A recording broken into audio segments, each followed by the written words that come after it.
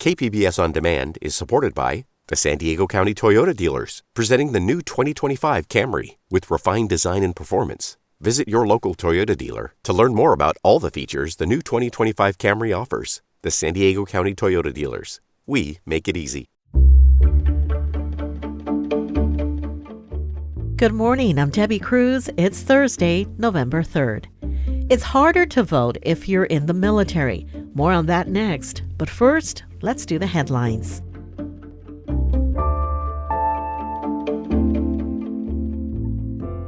President Joe Biden will be in San Diego today to campaign for Congressman Mike Levin.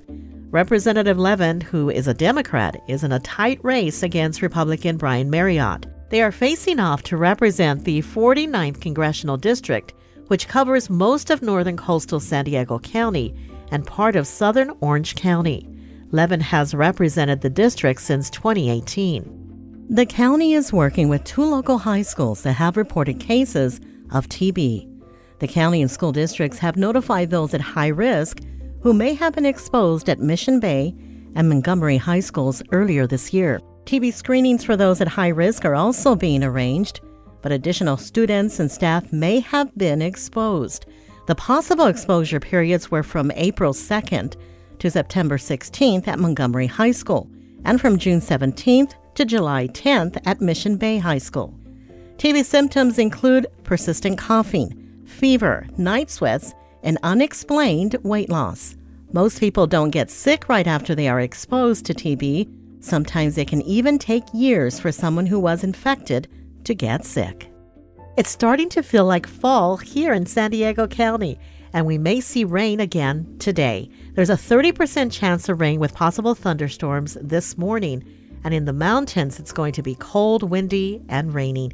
And snow levels are expected to drop. If you're planning to head to the beach, the weather conditions are predicted to bring in a rough surf and a high risk of rip currents through tomorrow morning. From KPBS, you're listening to San Diego News Now. Stay with me for more of the local news you need. KPBS On Demand is supported by Splatero, helping homeowners pay off debt or for home improvements by offering streamlined access to your home's equity with no additional monthly payments or new debt. Splatero provides a lump sum payment in exchange for a share of your home's future value. Learn more at splatero.com.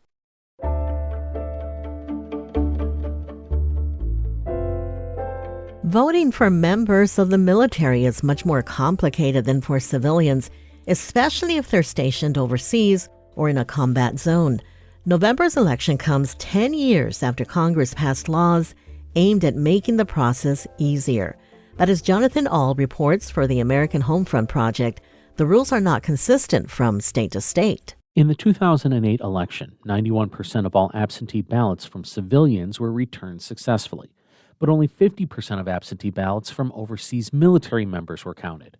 That led Congress to pass a law that set requirements for states and their voting authorities, usually counties, to make voting easier for military members. Donald Inbody is an Army veteran and author of The Soldier Vote.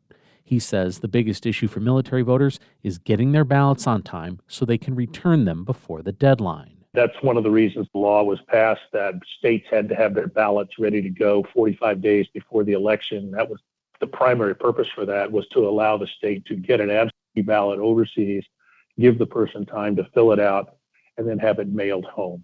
The 2010 election saw an almost immediate improvement, with 33% of overseas ballots coming back too late. Nowadays, states are supposed to mail paper ballots sooner, and a handful have implemented online voting for overseas troops. In Missouri, State Election Director Chrissy Peters supervises the online portal. And if a military or overseas voter is in a hostile zone, then they can utilize the portal to return their ballot via the portal. And or if they are choosing to receive their ballot via email, they can return it with that method as well. While not all states go to that length to make it easier for military members to vote, the latest numbers show the percentage of military absentee ballot rejections is down to single digits. Making it easier for military members to vote is generally popular among politicians. Republicans like Missouri Secretary of State Jay Ashcroft are tightening voting access in the name of security, but but he is willing to expand opportunities like online voting to members of the military. Clearly, when someone has potentially been sent to one of the worst places in the world by Uncle Sam to defend the freedoms of those of us that are still in Missouri, we need to go to extra mile to make sure that they can participate. While it's easier for military members to vote and their absentee ballots are getting back on time more often, that isn't changing the percentage of service members voting. According to the Defense Department, 47% of troops voted in the 2020 presidential election compared to 74% of civilians with similar demographics. Scott Weidman is the deputy director of the department's Federal Voting Assistance Program, which provides resources to help troops navigate the election process. We see that folks who actually avail themselves of either the guidebook, our website, the voting assistance officers, have a much higher percentage chance of successfully casting a ballot in the election if they avail themselves of that. InBody, the veteran and author, says some of the tactics states are using to help service members vote might work their way out to the rest of the population. The whole idea of absentee ballots didn't exist until the Civil War, when Congress wanted to let soldiers on the front lines vote.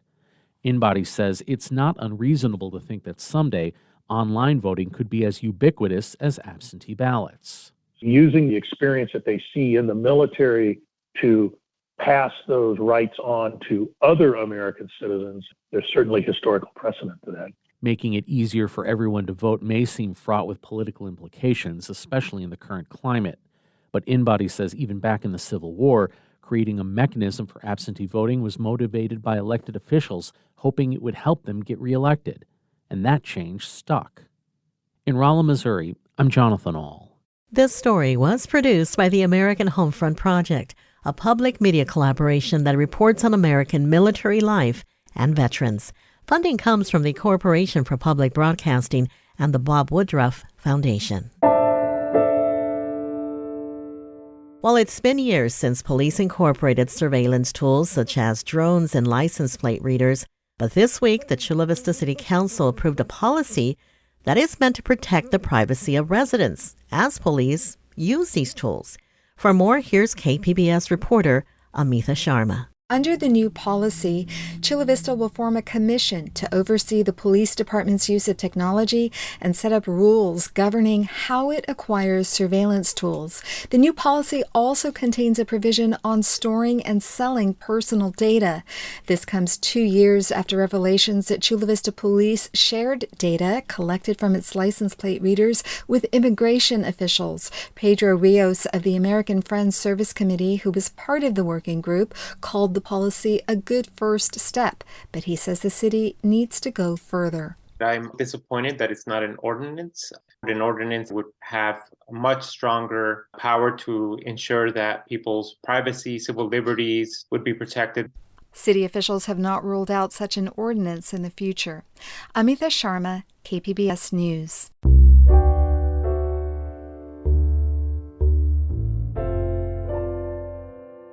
High-tech high teachers demanding action on their pending contract now expect a final response from charter school administrators by next week.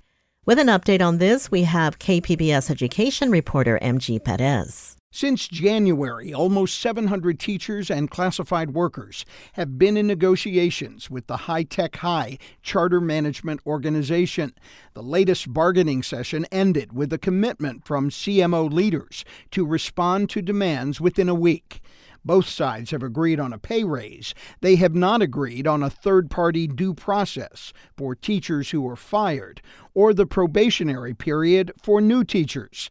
Hayden Gore is the teachers union president. What we are asking for is honor, recognition, and reward from the board of directors. And frankly, what we are advocating for is simple industry standard. The High-Tech High interim CEO has said, quote, "We will continue to show up with integrity, decency, and a spirit of dialogue to meet the needs of all members of this community."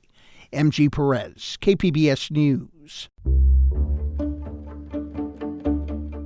Coming up, the San Diego Asian Film Fest kicks off today. We'll bring you the details. That story and more next, just after the break. Stay close.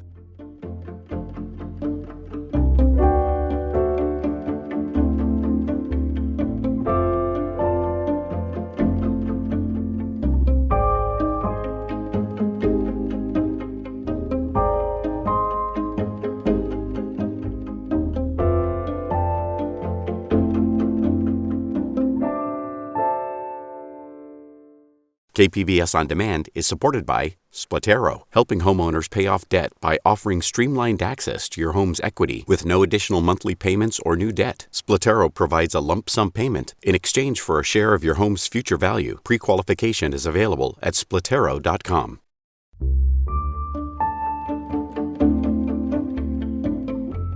Well, I hope you're like me and really digging this chilly weather. Some winter weather has made its way to San Diego, bringing wind, rain, and snow to parts of the region.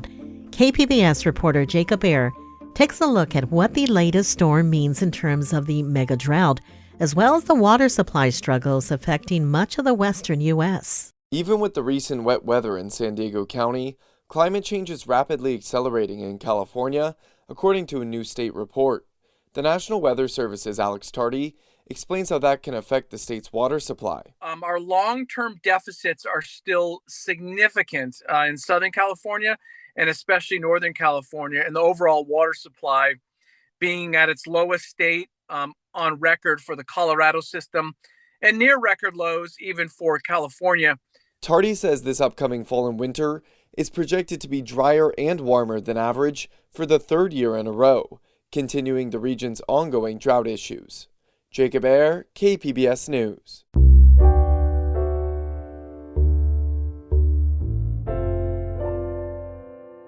This month, medical professionals are spotlighting a disease affecting more than a whopping 133 million Americans.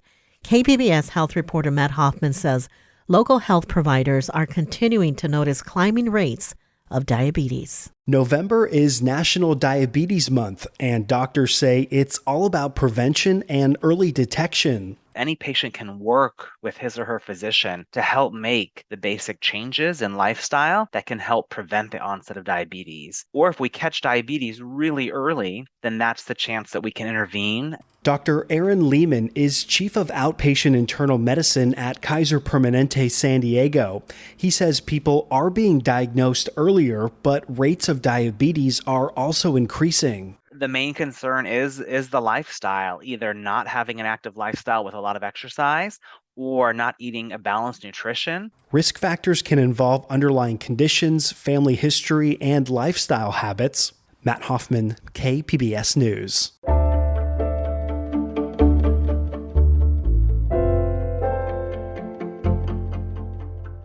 The 23rd Annual San Diego Asian Film Festival kicks off today with the documentary Bad Acts at the San Diego Natural History Museum.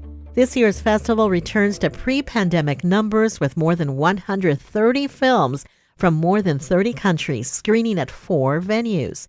KPBS film critic Beth Alcomondo spoke with the festival's artistic director, Brian Hu, about some of the films. Brian, you are about to launch this year's San Diego Asian Film Festival.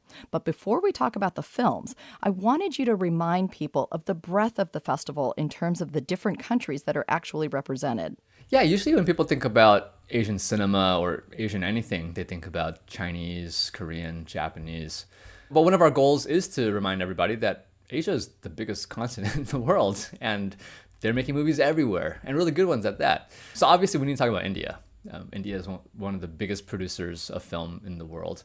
And India makes more than just Bollywood films. India has this bustling new independent film scene, films made in multiple languages. And so we've got a couple of films from India. We have films from Afghanistan, films from Indonesia. We also especially want to highlight the films from the Pacific Islands. So we have work from New Zealand. And I would say the heart of our festival is actually the films from Asian American, Asian Canadian filmmakers. This is a film festival that is largely founded and organized by Asian Americans. And I think one of our goals is to give a platform for marginalized voices here in the United States. I mean, Asian Americans don't have huge visibility in Hollywood or in the mainstream media. So those filmmakers and artists who will go out there to put themselves on the screen, we want to give them a platform as well. And one film that you have comes from Australia, which is We Are Still Here. And talk about this. This is like an anthology film. We've seen a number of anthology films coming from the Pacific Islands recently. I guess the idea is when you have so many young, new filmmakers who are just dying to have a chance to tell their stories, why don't you just put like 10 of them in one movie, right? And so usually what we get is like a feature-length film from New Zealand, for instance, with 8 short films together. And together they show a kaleidoscope of the Maori experience. But this one is a little bit more ambitious than that. Yes, they're allowing filmmakers from New Zealand, Australia, Samoa to each have their own little short piece, but they're woven together in a way that they're overlapping. One begins, another, and then stops halfway, another one begins, and then it resumes later on.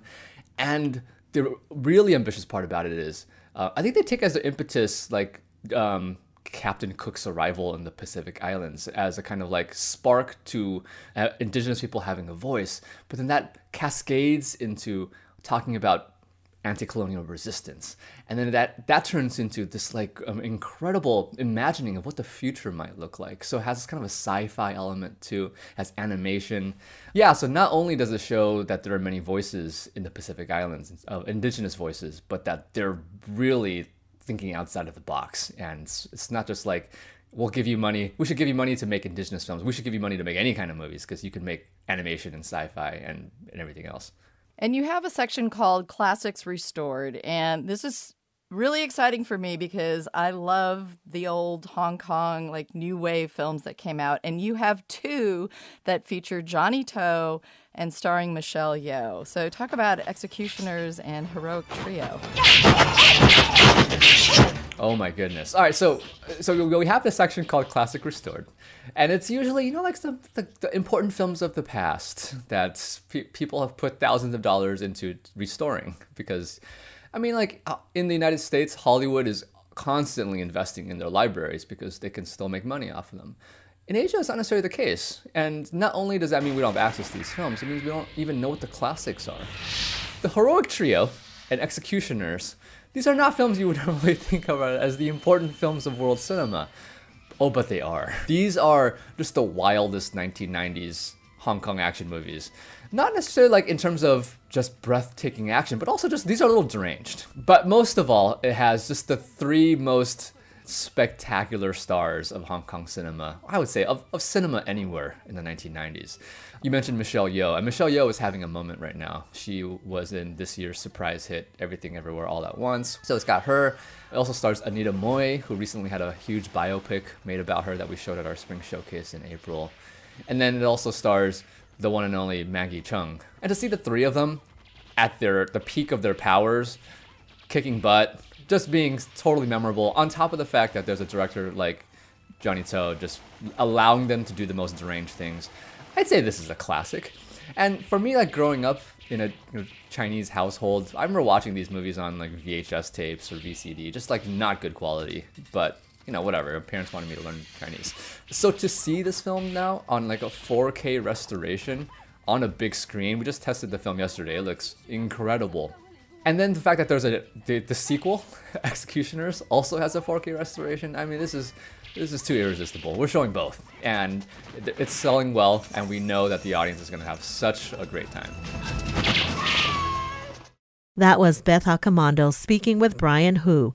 The San Diego Asian Film Festival runs through next Saturday, the 12th. Its home base is at the UltraStar Mission Valley, and with additional screenings in Balboa Park and at UC San Diego. That's it for the podcast today. As always, you can find more San Diego news online at kpbs.org. I'm Debbie Cruz. Thanks for listening and have a great day.